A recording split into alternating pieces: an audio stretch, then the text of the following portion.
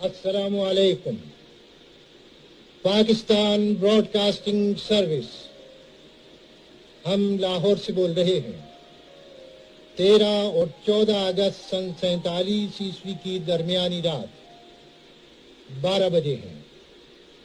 तुलुए सुबह आज़ादी